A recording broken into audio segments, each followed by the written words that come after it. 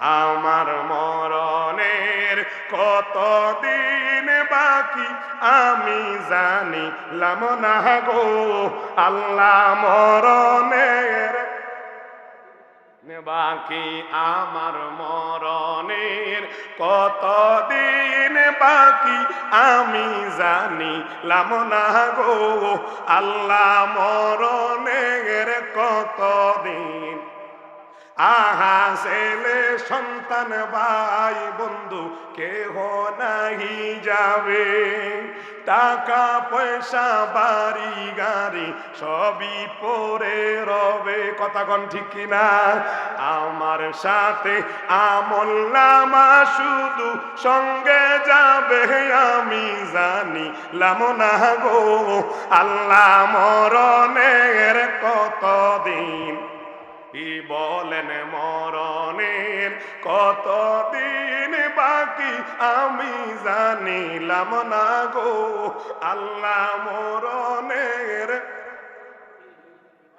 আহা আজরাইল আসিবে যখন আমারি ঘরেতে আজরাইল আসিবে যখন আমারি ঘরেতে তখন আমার পরাণ পাখি ছুটা ছুটি করবে আমি জানিলাম না গো আল্লাহ মরণের এনে বাকি আমার মরণের কতদিন বাকি আমি জানিলাম না গো আল্লাহ মরণের এ বন্ধুরা আসার সিরিয়াল আছে দাদার পরে বাবা বাবার বলে সন্তান সন্তানের পরে নাতি কিন্তু এখানে অনেকে বসেছেন অনেকের কাঁধের মধ্যে নাতির লাশটা উঠেছে অনেকে বসেছেন বড় ভাইয়ের লাশটা আপনার কাঁধে উঠেছে অনেক সন্তান বসে আছেন বাবার লাশটা কাঁধে উঠেছে অনেক বাবা বসে আছেন সন্তানের লাশটা কাঁধে উঠছে ও বন্ধুরা রে কোন দিকে নিয়ে যাচ্ছি কবর এমন একটা জায়গা দৈনিক আমাকে আপনাকে পাঁচবার করে ডাকে জোরে কোন আল্লাহু আকবার ইমাম জালালউদ্দিন সুয়ুতি কয় মৃত্যুর 40 দিন আগ থেকে আজরাইল দৈনিক বন্দার ঘরের দরওয়াজায় 5 বার করে হাজিরা দিয়া যায় জোরে কোন আল্লাহু আকবার জানি না এই কাঞ্চনপুর এমরানিয়া দাখিল মাদ্রাসার মাঠে এমন লোক বসে আছেন তার পিছনে আজরাইল ঘুরতেছে বন্ধুরা রে আমার আপনার অনেকে দাড়ি পাকা ছিল না কাঁচা ছিল মা ছিল বাবা ছিল ভাই ছিল বন্ধু ছিল সংসার সোনার সংসার ছিল আজকে মা নাই বাবা নাই মাটা কবরে বাবাটা কবরে এমন অনেক সন্তান আছেন মাকে দেখেন নাই শেষ বিদায় দিতে পারেন নাই বাবাকে শেষ বিদায় দিতে পারেন নাই কথা কোন ঠিক কিনা আজকে সমাজে সবচেয়ে অবহেলিত হলো ওই জনম দুঃখী মা জনম দুঃখী বাবা আমার নবী কয় উম্মত আমার নবীজিকে সাহাবারা জিজ্ঞাসা করলো বুখারী শরীফের হাদিস 5970 নম্বর হাদিস জোরে কোন মারহাবা আরো জোরে খারাপ লাগতেছে দুনিয়ার দামি সম্পদ হলো মা বাবা কিন্তু এই মা বাবাকে আমরা সদা সর্বদা কষ্ট দেই সন্তান আছে না নাই মা বাবাকে আমরা অনেকেই বুড়া কয় বুড়ি কয় শ্বশুরে কয় আব্বাজান শাশুড়িরে কয় আম্মাজান কইলে পড়ে আসেনিও এদিকে আসেন ঠিক কিনা বলেন সালাতুনিয়া সালামুনিয়া আলাইকুম সালাতুনিয়া রাসূলুল্লাহ ওম সালামুনিয়া आके आमदन फलक मेराज ओ अंबिया वो औलिया मोहताज ओ सला दुनिया अलैकुम ए बंधुरा साहाबी जिज्ञासा करलेन साहालतुन नबी साल्लाल्लाहु आलाइहि ওয়াসাল্লাম ইয়া রাসূলুল্লাহ নবী গো আমি সবচেয়ে কার হক আদায় করব বেশি আমার নবী কয় উম্মুকা এবারে কয় আইয়ুমান ও গো নবী তারপরে কার কয় তোমার মার আবার কয় কার কয় তোমার মার আমার নবীজি একবার নয় দুইবার নয় মার কথা বলেছেন তিনবার কয়বার এরপরে নবীজিকে জিজ্ঞাসা করলো কল আইয়ুমান ও গো নবীজি এরপরে কার আমি খেদমত করব কয় তোমার বাবার আপনারা কোন মার কথা কয়বার বলেছে? জোরে কোন। বাবার কথা এখন কেন বললো? সূরা লুকমানের 14 নম্বর আয়াতে আমার আল্লাহ বলেন, এই জগৎবাসীরা রে, যারা মা হয়েছে দুনিয়ার মধ্যে মারা সবাই 3টা কষ্ট করেছে। কয়টা? খারাপ লাগতেছে বলে কয়টা? 3টা কষ্ট আমার আপনার মারা করেছেন। যারা দুনিয়াতে এসেছে সবার মা 3টা কষ্ট করেছেন। 1 নম্বর হলো আমার মারা কষ্ট করেছেন হামালুতু উম্মুহু, আমাকে আপনাকে আমার মারা সবাই গর্ভে ধারণ করেছে। যেরকম ঠিক কিনা? আল্লাহুম্মা সাল্লি মুহাম্মাদ আল্লাহ আসে নাবি নামাও মুহাম্মাদ আল্লাহুম্মা সাল্লি মুহাম্মাদ নাম মারহাবা নামাও। জগৎ পাগল কাবার জন্য, কাবা আশেক মাবুদের, আমার মাহবুদ আশেক নবীজির জন্য, নবীজি আশেক উম্মতের। আল্লাহ মারহাবা আসে মুহাম্মাদ নাম নাস।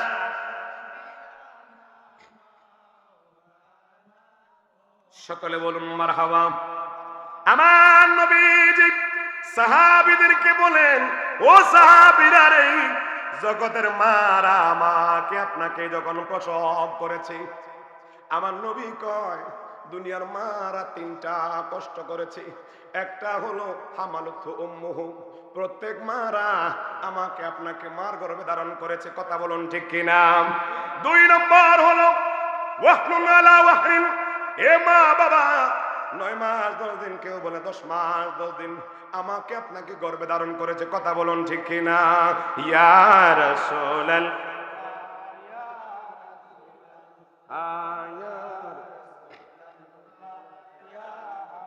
বাল্লা ইয়া রাসূলাল,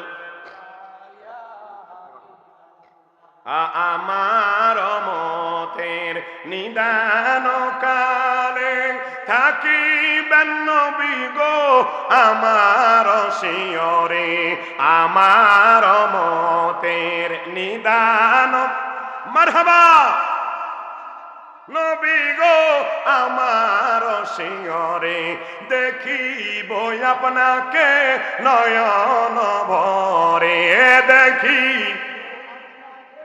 নয়ন ভরে। ইয়া রাসূলাল বিবাল্লাহ ইয়া রাসূলাল, সকলে কোন মারহাবা। বলেছিলাম মা কয়টা কষ্ট করে? জোরে কোন। 1 নম্বর আমাকে আপনাকে গর্ভে নিয়েছি। 2 নম্বর আমাকে আপনাকে প্রসব করেছে। কথা বলেন। ওয়াহনুন আলা ওয়াহনিন, আমাকে আপনাকে প্রসব করেছে। 3 নম্বর হলো ওয়াফিসালুহু, আমাকে আপনাকে আমার মা বাবা 2 বছর দুধ পান করাইছে। কথা বলুন ঠিক কিনা? এই 3টা কষ্ট আমার বাবার কাঁধে নেয় নাই, আমার জনম দুঃখী মা নিয়েছে। বন্ধুরা রে আমার, যখন আমার মার গর্ভে আমরা সবাই গিয়েছি, সবাই যখন ছিলাম, মা যখন আমাদেরকে কনসেপ্ট করেছে, 3 মাস যখন হয়ে যায় আমার আপনার অবস্থান পেটের মধ্যে, তখন আমি আপনার কারণে মা বমি করতো, খাবার রুচিয়ে থাকতো না। মা এই দিকে বমি করতো, ওই দিকে শরীর খারাপ থাকতো। বাবা জিজ্ঞাসা করলো কি হলো? কয় জানি না, প্রাণের স্বামী আমার কি যেন হয়েছে, খাবারের রুচি নাই, আমি খাবার খেতে পারি না। কয় চলো না ডাক্তারের কাছে যাই। ডাক্তার গিয়ে কয় আপনার সুসংবাদ রয়েছে, আপনার ঘরে সন্তান হবে। মা এই দিক দিয়ে যখন শুনলো সন্তান আমার গর্ভের মধ্যে আছে, মা খুশি হয়। আবার মার মনের মধ্যে আবার ভয় ঢুকে এই দিক দিয়ে আমাদের বাবারা যখন শুনলো সুসংবাদের খবর সবাই মিষ্টি খাওয়া আরম্ভ করলো। কিন্তু জনম দুঃখী মা, ওই মা যখনই আমাকে আপনাকে পেটে ধারণ করে 6 মাস পর্যন্ত মা কিছু খাইতে পারে না, মা কিছু খাইতে পারে না, বমি করে, কিছু মুখে দিতে পারে না। মা সারাক্ষণ না খেয়ে থাকে, পানি যা খায় তাও বমি করে দেয়। 6 মাসের পরে বাকি 3 মাস আমি আপনি যখন গর্ভের মধ্যে ছিলাম, বন্ধুরা রে, আমার আপনার মা ডান কাঁধে গেলে আমি আপনি বাম কাঁধে লাথি মারতাম, বাম কাঁধে গেলে আমার মাকে আমরা ডান কাঁধে লাথি মারতাম। আমরা প্রায় সময় যারা বাবা হয়েছেন তারা বুঝছেন। এ বন্ধুরা রে, আপনার মা আপনাকে নিয়ে তো এরকম কষ্ট করেছে, আমি আপনি এখন সন্তানের কান্না শুনতে পারি না। কিন্তু ওই জনম দুঃখী মা একদিন 2 দিন নয়, বছরের পর বছর, বছরের পর বছর আপনাকে যখন আমাকে গর্ভের মধ্যে নিয়েছে তখন থেকে মা কষ্ট করতেছে। বন্ধুরা রে, ওয়াহনুন আলা ওয়াহনিন, যেই দিন আমি আপনি গর্ভের থেকে আসব ওই দিন আমি আমার মার বুকের মধ্যে যখন আমরা এরকম ভাবে মাথাটা নিচের মধ্যে আসবে, বন্ধুরা রে, আমার পাগুলো উপরের দিকে যাবে, ওই সময় যখন আমরা ঘুরি আমার মা বোনেরা বলতে পারবে তাদের ভিতরে যেন চুরমার হয়ে যায়। যখন আমি আপনি মাকে কষ্ট দিয়ে যখন মা প্রসব করবে এমন সময় অনেক মারা আমি আপনি যখন সোজা হলাম, মাথাটা নিচের মধ্যে গেল, পা গুলো যখন উপরের দিকে গেল, আল্লাহ কুদরতি ভাবে আমার আল্লাহ রব্বুল আলামিন আমার আপনার ছোট ছোট পা গুলো মার কলিজার ভিতর দিয়ে যেই জায়গাটা আছে ওই জায়গাটার মধ্যে ফিট করে দেয়। গভীর রাতে মা একটু কাত হলো, আমি আপনি শুরু করলাম ওই মাকে ঘুমাতে দেই না, মার কলিজার মধ্যে লাথি মারি, মা কলিজার আঘাতে সারা রাত ঘুমাতে পারে না, ডেলান দিয়ে থাকে, হেলান দিয়ে থাকে। বন্ধুরা রে, যেই দিন আমাকে আপনাকে আমার মা প্রসব করবে, এখনই না সিজারের সময়, কিন্তু আমি আপনার সময় তো সিজার ছিল না, মা প্রসব বেদনা নিয়ে কাতর হয়ে অনেক সময় বেহুশ ছিল, অনেক সময় বেহুশ হয়ে 3 ঘন্টা 4 ঘন্টা 5 ঘন্টা যারা পাশে থাকে, কেউ কারো চাচি থাকে, কারো বোন থাকে, কারো দাদি থাকে, মা ধরে কয়, ও চাচি গো, এই দুই কষ্টটার সহ্য করতে পারছি না, আমার মনে হয় সব কিছু আমি আমার সব কিছু প্রাণ পাখিটা বের হয়ে যাবে। বন্ধুরা রে,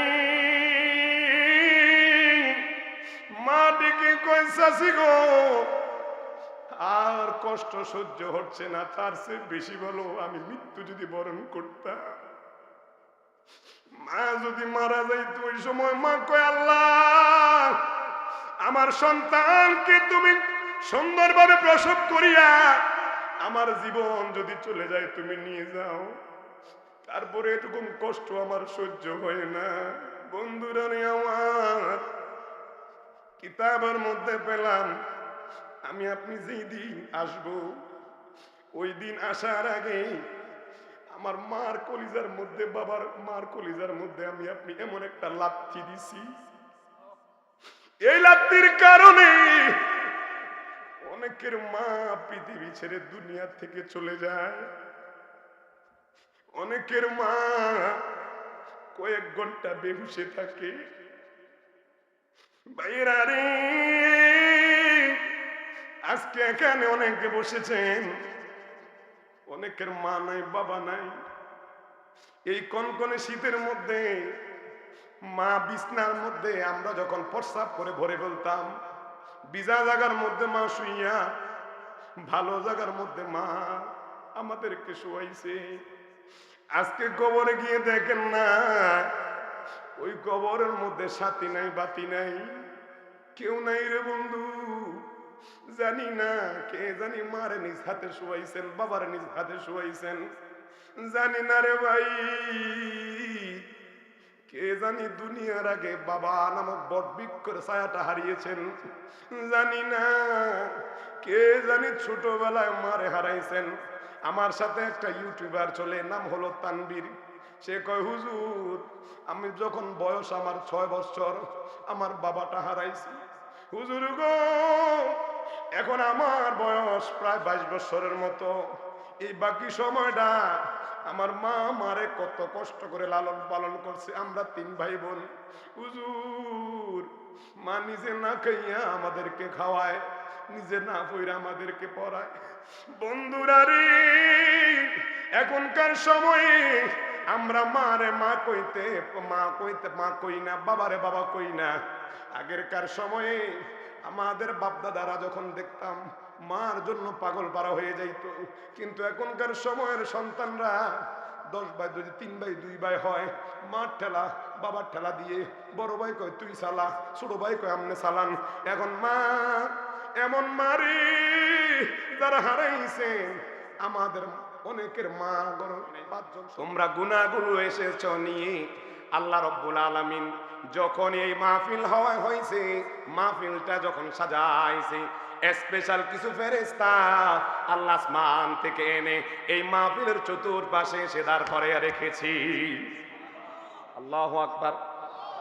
ফেরেশতা আমরা দেখিনি, দেখি হায় হায় হায়। কিন্তু 2 কাঁধে 2 জন আছে।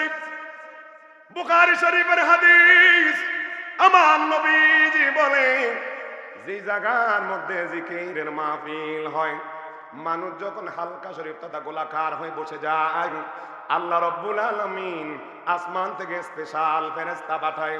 ওই ফেরেশতারা একজনের কাঁধে একজন, একজনের কাঁধে একজন, একজনের কাঁধে একজন উঠে আমার আল্লাহ লামকাম পর্যন্ত পৌঁছে যায়।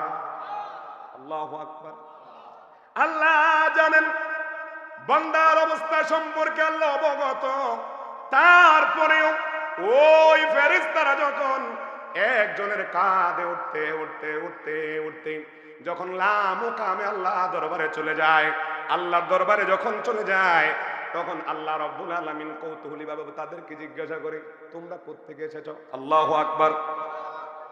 আমার নবীজি সরকারে দু আলম নূরে মুজাসসাম নবীজি ইরশাদ করেছেন, উম্মত, আল্লাহ বান্দার সব কিছু জানা সত্ত্বেও আল্লাহ রব্বুল আলামিন ওই ফেরেশতাদেরকে জিজ্ঞাসা করে, ও ফেরেশতারা রে, তোমরা কোথা থেকে এসেছো?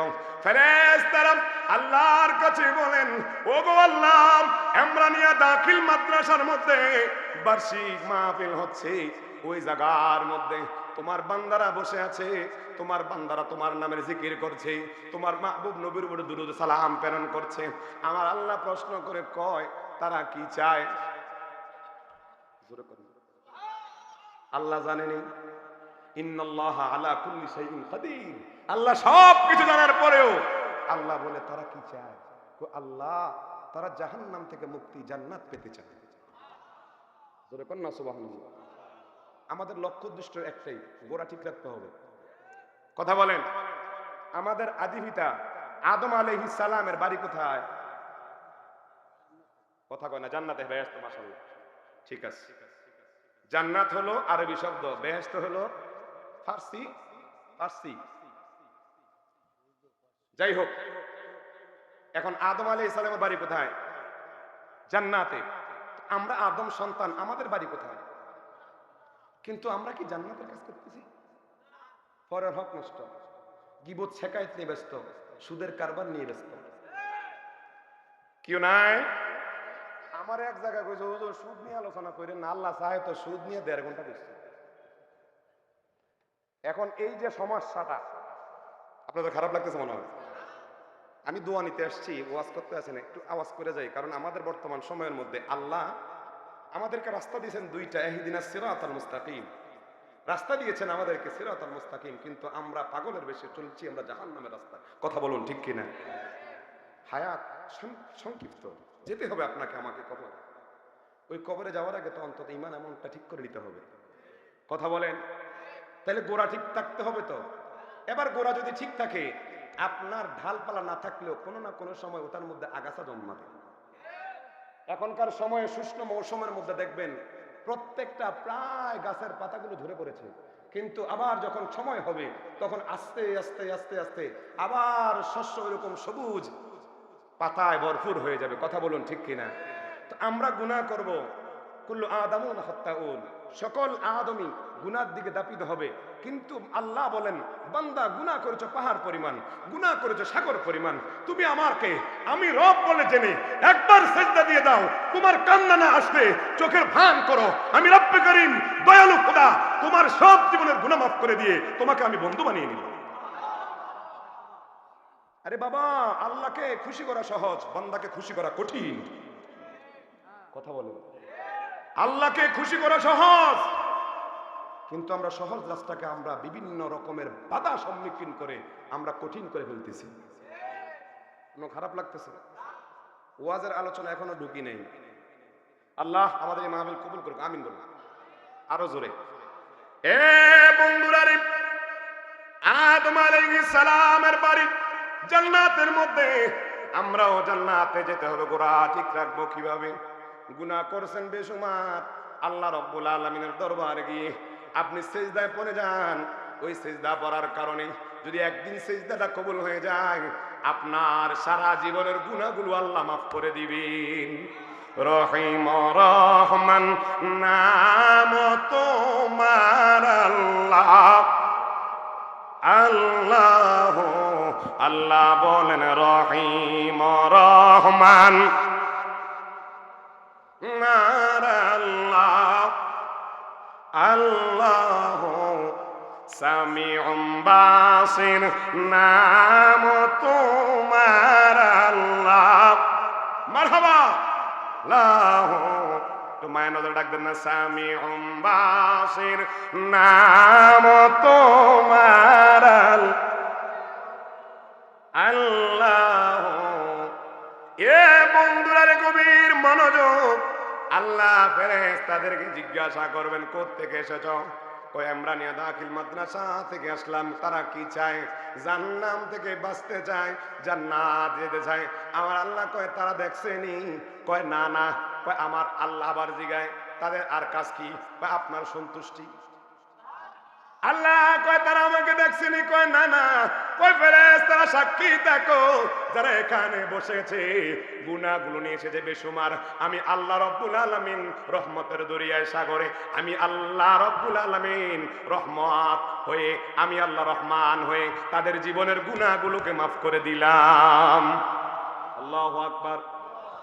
শুধু তাই নয়, এই মাহফিলের প্রথম পুরস্কার হলো আল্লাহ রব্বুল আলামিন আরো কিছু স্পেশাল ও ফেরেশতা পাঠাইয়া চারপাশে দাঁড় করিয়ে রাখবে। আর ওই ফেরেশতারা গুনগুন গুনগুন গুনগুন করে আমাদেরকে আহ্বান করছে, এ আল্লাহর বান্দারা, এ নবীর উম্মতেরা, শুনে নাও শুনে নাও শুনে নাও, যারা এই মাহফিলে বসেছো তোমরা গুনাহগুলো নিয়ে এসেছো, গুনাহগুলো আমার আল্লাহ চাহেন তো আল্লাহ রাব্বুল আলামিন কুমু মাগফুরুল লাকুম, তোমাদের গুনাহগুলোকে আল্লাহ মাফ করে দিবেন। আরো জোরে কোন, গুনাহ মাফ করবেন। আরেকটা পুরস্কার, ওয়াবুদ্দিলাস সাইয়্যাতিকুম হাসানাত। উম্মত আমার আল্লাহ চাহেন তো ওই যে গুনাহগুলোকে মাফ করেছেন, শেষ মুনাজাত শেষ করে যারা এই মজলিস শেষ করে যাবেন, ওই ফেরেশতারা যাওয়ার আগে আমাকে আপনাকে এলান করছেন, এ আল্লাহর বান্দারা তোমরা শুনে নাও, জীবনের গুনাহগুলো আল্লাহ মাফ করে দিয়েছেন। ওই গুনাহগুলোকে আল্লাহ, তোমরা তখন বসে থাকার কারণে আল্লাহ গুনাহগুলোকে নেকি দ্বারা পরিবর্তন করে দিবেন। আল্লাহু আকবার বলেন। ওরে তুমি তো মালিকুল কাদির, কত বাদশারে বানাও আল্লাহ ফকির, তোমার খেলা কুদরতি অপার আল্লাহ পরওয়ার, গুনাহ খাতা মাফ করো আমার আল্লাহ পরওয়ার, গুনাহ খাতা মাফ করো আমার। কোন আমিন, আরো জোরে কোন আমিন। এ বন্ধুরা রে আমার, আজকে মাহফিল হওয়াতে আমরা খুশি, কিন্তু না না না, আমরা যতটা না খুশি, কিতাব সাক্ষী দেয়। শরীহ সুদূর নামক ওই কিতাবের মধ্যে ইমাম জালালউদ্দিন সুয়ুতি বলেন, মাহফিল যেখানে সাজানো হয় এই জায়গার মধ্যে যারা জীবিত আছে তারা শুধু আসে না, মৃত ব্যক্তিরাও এসে দাঁড়িয়ে যায়। জানি না রে বন্ধু, কার এখানে মা নাই, কার বাবা নাই, কে জানি 10 বছর আগে 20 বছর আগে মার নিজ হাতে দাফন করেছেন, বাবারে নিজ হাতে দাফন করেছেন। জানি না রে ভাই, আজকে আমাকে সাবজেক্ট দেওয়া হয়েছে মা বাবার উপরে কথা বলার জন্য। এ বন্ধুরা রে আমার নবীজি সরকার দো আলম নূরে মুজাসসাম নবী বলে, আল মাইয়িতু ফিল কবর কাল গরিকু ফিল বাহার। উম্মত উম্মত শুনে নাও, ওই কবরের মানুষগুলো এমন অসহায়, একজন সাঁতার না জানা মানুষ যেইভাবে নদীতে পড়লে সাঁতার না জানলে যেমন অসহায়, কবরের মধ্যে ওই মানুষগুলো এমন অসহায় ভাবে পড়ে আছে। জোরে কোন আল্লাহু আকবার। আমি আপনি কবরে যেতে হবে, টুডিয়ান টুমুরুম। আমার আগে যিনারা ছিলেন তিনারা আমাদের কাছে নাই। আমার আগে আমার বাবা ছিলেন, আমার বাবা বেঁচে আছে। আমার দাদা নাই, আমার দাদি নাই, আমার নানা নাই, আমার নানি নাই, আমার দাদার দাদা নাই, বাবা নাই, আমার দাদার দাদা নাই। এমনি ভাবে একটু খেয়াল করে দেখেন না, আপনি যেই জায়গার মধ্যে বসবাস করেছেন, এই জায়গার মধ্যে 100 বছর আগে, 50 বছর আগে, 200 বছর আগে, 300 বছর আগে মানুষ বসবাস করেছে, যারা 100 বছর আগে ইন্তেকাল করেছে। আপনি একটু খেয়াল করে দেখেন না, হয়তো এখানে যারা বসে আছেন বাবার নাম বলতে পারবেন, দাদার নাম বলতে পারবেন, পরদাদার নাম কোন রকম বলতে পারবেন, কিন্তু তার আগের কার নাম বলা সম্ভব না। কথা বলুন ঠিক কিনা? আরো জোরে। খারাপ লাগতেছে মনে হয়? খারাপ লাগতেছে? এ বন্ধুরা রে আমার, ভাইয়েরা একটু গভীর খেয়াল করেন।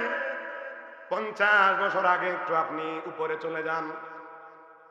আপনার দাদা থেকে আমি আলোচনা করছি, আপনার দাদার সময়। আপনার দাদা যেই ঘরে ছিল, ওই ঘরটা হয়তো সনের ঘর বা টিনের ঘর ছিল। কথা বলেন। আমাদের আগেরকার গারগুলা ওই যে কিনা ফলার মতো কি জানি কয়গুলা রে, হরমুলা, হরমুলা। এই মাশাআল্লাহ, কারণ দেখছে দিকে কইছে কি হরমুলা ছিল না? হরমুলার উপরে সুন্দর করে গোবর দিয়ে লেপ দিয়ে সুন্দর করে দিত। এটা আমিও দেখছি। কবে আগে? কয়দিন আগে? 5 বছর, 10 বছর, 20 বছর আগে? কথা বলেন। এ বন্ধুরা রে, দাদা যখন ছিল, হয়তো ওই ঘরটা আমার আপনার ছিল সনের ঘর। দাদা চলে গেল কবরে, দাদার পরে আমার বাবা সম্পত্তির মালিক হয়েছে। এই বাবা সম্পত্তির মালিক হলো, বাবা টাকা পয়সা ইনকাম করে দাদা রেখে যাওয়া ওই সনের ঘরটা ভেঙে টিন দিয়ে তৈরি করে আমাকে আপনাকে রেখেছে। কথা বলুন ঠিক কিনা? টিন অথবা বেড়া যেইটাই বলেন, হয়তো বাঁশের বেড়া নয়তো টিনের ঘর দিয়ে ওই ঘরটা বানাইছি। এখন যাদের মা নাই, যাদের বাবা নাই, এখন আপনি চিন্তা করে দেখেন না, আপনার রেখে যাওয়া বাবার ওই টিনের ঘরটা অথবা ওই বেড়ার ছাউনি দেওয়া ঘরটাকে ভেঙে আপনাকে আল্লাহ সমর্থন দিয়েছেন, ওখানে বিল্ডিং করেছেন। কথা বলুন ঠিক কিনা? 50 বছর আগে আপনার দাদা ওই জায়গা নিজেই ব্যবহার করেছে, কিন্তু আপনার দাদা চলে গেছে, নিয়ে যেতে পারে নাই, জায়গার জায়গায় জায়গা রয়েছে। আপনার বাবা বলেছে আমার, আপনার দাদাও বলেছে আমার, কিন্তু সঙ্গে নিতে পারে নাই।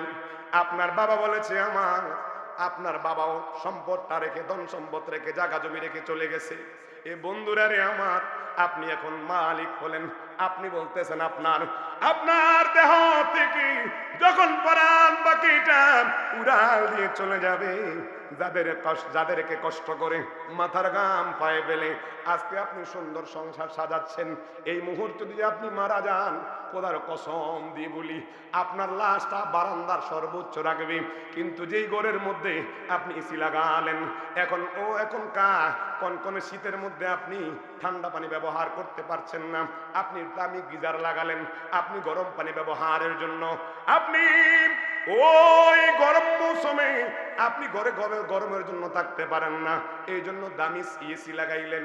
বন্ধুরা রে আমার, যখন আপনার দেহ থেকে পরাণ পাখি চলে যাবে, আজকে আমাদের অতিথি মহোদয়গণ দামি দামি পোশাক পরেছেন, আমিও তো পোশাক পরেছি, কিন্তু বন্ধুরা রে, যেই সময় আমার আপনার দেহ থেকে পরাণ পাখি চলে যাবে, সবাই বলবে লাশ, অ্যাডভোকেট সাহেব কেউ বলবে না, কিন্তু 2 জন বলবে, একজন বলবে, বাবা বলবে লাশ, দাদা বলবে লাশ, ভাই বলবে লাশ, সন্তান বলবে লাশ, আপনার স্ত্রী বলবে লাশ।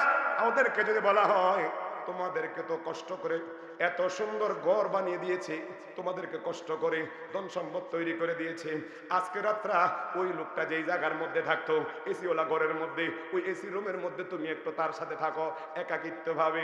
আপনার সন্তান বলবে, চাচ্চু রে, ও চাচ্চু আমি লাশ দেখলে ভয় পাই, লাশ দেখলে ভয় পাই। কথা বলুন ঠিক কিনা?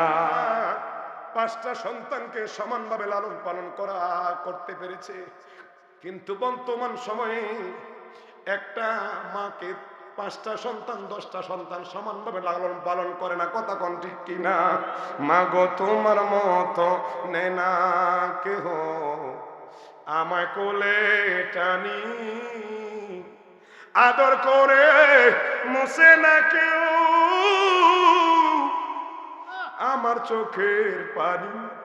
হায় রে মা জননী আমার, হায় রে মা জননী। আব্বা আম্মা শুইছে যারো আল্লাহ কবরে, আব্বা আম্মা শুইছে যারো আল্লাহ কবরে, মাফ করে দেন দয়াল নবীর খার। এ বলেন মাফ করে দিন দয়াল নবীর। দুধ কলা খাও বাইয়া ফালসে নামা আমরা রে, আজকে বুঝি শুইয়া গয়াছেন ক মরিয়া গিয়াছে আল্লাহ, আল্লাহ যাদের মা মাফ করিয়া দেন গো আল্লাহ কবরে রাজা। কন্যা আমিন, আরো জোরে কন্যা আমিন। যারা হারাইছেন তারা জানেন হারানোর বেদনা কত কঠিন। কয়েকদিন আগে একটা আমার জীবনের বাস্তব ঘটনা বলি। কিছুদিন আগে মা বাবা আলোচনা করেছিলাম উত্তর বরুড়াতে। রাতে গভীর রাতে আমি যখন বাড়িতে আসলাম, একটা লোক আমারে ফোন দিছে বিদেশ থেকে। কয় হুজুর, আমি প্রায় সময় আপনার আলোচনা শুনি। হুজুর গো, আপনি মনে হয় এখন বাড়িতে এখন মাহফিলে আছেন। আমি কই না, বাড়িতে আসছি। কয় হুজুর আমারে 2টা মিনিট সময় দেন, আপনার সাথে কথা বলবো। আমি কই ভাই বলেন। কয় হুজুর, আমি আপনার কাছে ফোন দিয়েছি আমার মার জন্য বাবার জন্য দোয়া চাইতে। আমার মা নাই, বাবা নাই। কয় হুজুর, দুঃখের কথা আমি কি বলবো, আমার ভাই ছিল 5 জন, আমি সবার ছোট। হুজুর, বাবা মার আদরের এখন এক প্রথম ভাই বিবাহ করেছে, কয়েকদিন পরে আলাদা হয়ে গেছে। দ্বিতীয় ভাই বিবাহ করেছে, আলাদা হয়ে গেছে। তৃতীয় ভাই বিবাহ করেছে, আলাদা হয়ে গেছে। চতুর্থ ভাই বিবাহ করেছে, তারাও আলাদা হয়ে গেছে। হুজুর, আমি একা মানুষ, মার সাথে বাবার সাথে থাকি। তারা কেউ বিল্ডিং করেছে, কেউ সুন্দর দালান করেছে। হুজুর, আমার মা কয়, বাবারে তোর তো টাকা নাই, পয়সা নাই, এখন বিবাহ করলে স্ত্রীর খাওয়াইবি কি? হুজুর, মা বলল, বাবা বলল, বাবারে চলে যা বিদেশে। মা কিছু স্বর্ণ অলংকার আমারে দিছে, আর বাবা কিছু টাকা জোগাড় করে আমাকে বিদেশে যাওয়ার ব্যবস্থা করছে। হুজুর, আমিও খুশি। প্রায় সময় আমার বাড়িতে আসতে দেরি হইতো, প্রায় সময় মারে আমি বকাবকি করতাম। রাতের আধারে যখন আসতাম ঘরের মধ্যে টোকা দিতাম, টোকা দিতে দেরি, মাটা দরজা খুলে দিত। প্রায় সময় মায়ের ধমক দিয়া কইতাম, মা গো তুমি কেন হজাক রইছ, আমি তো বড় হয়েছি। কয় পুত্রে, এখন বুঝবি না মা কত মূল্যবান সম্পদ। মা যখন মারা যায় তখন বুঝবি মা কেমন ছিলাম। হুজুর গো, আমার ভাগ্য কি খারাপ, 3 মাস আমি ভালো ইনকাম করে মাকে টাকা দিচ্ছি, বাবাকে টাকা দিচ্ছি। 6 মাস পর্যন্ত মার সাথে কথা বলি, বাবার সাথে কথা বলি। আমি সুন্দর একটা আমি মোবাইল কিনে দিয়েছি। হুজুর, ডিউটি যত কষ্ট হোক, আমি যখন মার কাছে ফোন দেই, বাবার কাছে কথা বলি, তখন আমার ওই কষ্টগুলো লাঘব হয়ে যায়।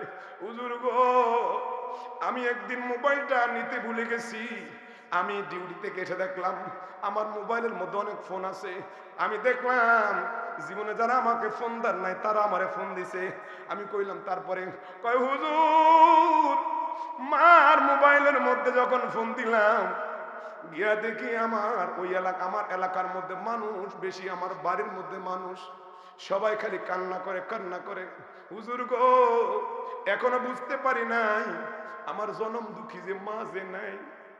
হুজুর আমার একজন ভাই মোবাইলটা ধইরা কয় ভাই রে দেখ না, যেই মা তোরে গভীর রাত্রে আমাদের থেকে খাবার নিয়া তোর জন্য রেখে দিত, তুই যতক্ষণ পর্যন্ত বাড়িতে না আসতি ততক্ষণ মা অপেক্ষা করত। বাইরে আজকে দেখ না ওই মাটা আমাদের থেকে বিদায় নিয়ে চির বিদায় হয়ে ঘুমাইয়া আছে। হুজুর গো যখনই আমার মার চেহারার মধ্যে আমার মোবাইলটা ধরছে আমি মনে করছিলাম মা ঘুমাইছে, কিন্তু না না, আমার ভাই কয় বাইরে আর কারে মা বলে ডাকবি, মা তো চিরতরে বিদায় নিয়ে শুয়ে আছে। হুজুর আমি কয়েক ঘন্টা বেহুশে ছিলাম, সবাই আমার মাথার মধ্যে পানি দিছে, মারে দাফন করছে, দাফন করা শেষ, কিন্তু কয়েকদিন যাইতে না যাইতে হুজুর বাবারে ফোন দেই, মারে ফোন দে, মা তো নাই, মারে ফোন দেবো কিভাবে, বাবা কথা কয়, কিছুক্ষণ পরে দেখি বাবার চোখে দিয়ে পানি পড়ে পানি পড়ে। বাবারে আমি সান্ত্বনা দেই, বাবা সবাই যেতে হবে, বাবাও আমারে অনেকদিন সান্ত্বনা দিছে। হুজুর আমার ভাগ্য এমন খারাপ, আমি 1 বছরের মাথায়, অর্থাৎ আমার মা মারা গেছে 6 মাস, বাকি 6 মাসের মাথায় আমি বাড়ির থেকে খবর পাইছি আমার বাবাটাও মারা গেছে। হুজুর গো আমি বিদেশে আসছি, আমার টাকার অভাব নাই, টাকা ইনকাম করি, কিন্তু খাওয়া মুখ কারে এখন তো মা নাই। প্রায় সময় বাড়িতে যাইতাম, বাড়িতে গেলে মা কইতো বাবা খাইছুনি, বাবার মারে ধমক দিয়ে কইতাম মা তুমি জানো আমি বাড়ির বাহিরে খাবার খেয়ে আছি, তুমি কেন আমার জন্য অপেক্ষা করো। কয় পুত্রে দুনিয়ার সবাই স্বার্থের জন্য ভালোবাসে, কিন্তু মা বাবা স্বার্থ ছাড়া ভালোবাসে। আমি এখন তোরে জিগাইছি তোর পেটে খাবার আসেনি, এমন একটা সময় আসবে কেউ তোরে বলবে না তুমি খাবার খাইছুনি। রব্বায়া মা শুইছে যারো আল্লাহ কবরে মাফ করে দেন দয়াল নবীর কন্যা আমি। আচ্ছা কার মা নাই একটু আত্মলেন, শুধু মা নাই কার একটু আত্মলেন, বাবা নাই কার, একটু মেহরবানি করে, একটু মেহরবানি করে, বাবা নাই কার আত্মলেন। আচ্ছা আচ্ছা মা বাবা কার দুজন নাই আত্মলেন। হায় হায় হুজুর মা বাবা নাই যে সংখ্যাটা একটু বেশি না। হায় হায় জানি না রে ভাই, কে জানি মারে নিজে হাতে শোয়াইছ, বাবার নিজে হাতে শোয়াইছ, বাবার পরে থাকা আসবাবগুলো রয়েছে, মার ব্যবহৃত কাপড়গুলো আলনাতে বাস করে আছে, কিন্তু বাবা নাই মা নাই। আজকে কারে মা বলে ডাকবেন? বাড়িতে গেলে তো সন্তানরা কয় বাবা কি আনছেন, কিন্তু মা যদি থাকে মা কয় বাবা তুমি খাইছনি। কথা কোন ঠিক কিনা বন্ধুরা রে আমার? এই মাহফিলের মধ্যে যারা মা বাবা হারাইছেন, আমার নবী কয় উম্মত কেউ যদি মা বাবার জন্য দোয়া করে, সন্তান মা বাবার জন্য দোয়া করলে কবুল হয়ে যায়, আর মা যদি বাবা যদি সন্তানের জন্য দোয়া করে আমার আল্লাহ রাব্বুল আলামিন কবুল করে নাই। এমন একজন কে আছেন হুজুর আমার মা নাই বাবা নাই? আমার নবী কয় মা বাবাকে যদি কবরের মধ্যে মা বাবা জাহান্নামের আগুন যদি জ্বলে, তুমি যদি দান সদকা করো, ওই দান সদকার সদকায় আমার আল্লাহ ওই মা বাবার কবরটাকে জান্নাতের টুকরা বানিয়ে দেবেন। সকলে কোন আমিন।